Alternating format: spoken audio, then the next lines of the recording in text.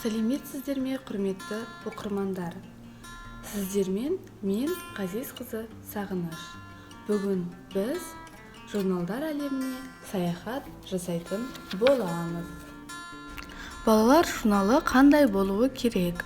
Жарқын есте қаларлық атауы, әдемі безендірілген, әртүрлі қаріптерді қолдану, әртүрлі тақырыптағы танымдық және ойын-сауықтық айдарлар болуы қажет. Айгөлек журналы республикалық балалар журналы 2000 жылдың күзінде 22 беттік журнал болып бастап шығарылған. Қазір 10 бет қосылып 32 беттен тұратын журнал болып саналады. Бас редакторы Қымбат Әбілда қызы. Керемет Kids журналы 3 тілде қазақ тілі, орыс тілі, ағылшын тілінде шыққан, ағылшын тілін үйрететін журнал. Балалар әлемі журналы әсем безендірілген суреттермен, шығармаларымен, ғылым мен ғаламның қызықты деректерімен жас бүлдіршіндерді сиқырлы әлемге жетелейтін журнал.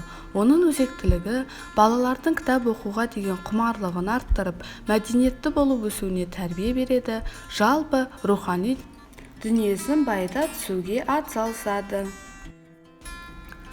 Тошка компания журналы көңілді және ізденгіш күшік Тошка барлық жануарларды сүйетіндер үшін адал дос бола алады. Журнал беттерінде ол жабайы аңдар, мысықтар, иттердің және жылқылардың тұқымдары, әртүрлі үй жануарларын туралы айтады. Смешарики журналы 2005 жылдың наурызынан бастап шығатын балалар ай сайынғы журналы. 9 бөлімнен тұрады. Сондай-ақ комикстер, бояулар, таңғажайып әңгімелер мен ашылулар, қиын тапсырмалар, конкурстар мен сыйлықтар бар. Сондай-ақ белгілі бір тақырыпта арнайы шығарылымдар бар.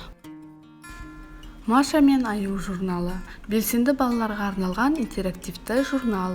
Журнал беттерінде кішкентай оқырмандарды сүйікті кейіпкерлері туралы жаңа әңгімелер, күлкілі комикстер, көңілді өлеңдер мен әндер, қызықты тапсырмалар күтеді.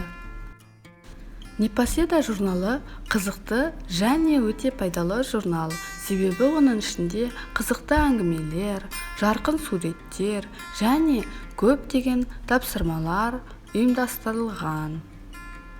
Бүгінге осы, бірақ әлі де көрсетілмей қалған көптеген қызықты танымдық журналдар және де газеттер өте көп. Сондықтан, құрметті оқырмандар, біз сіздерді орталық балалар кітапханасында күтеміз.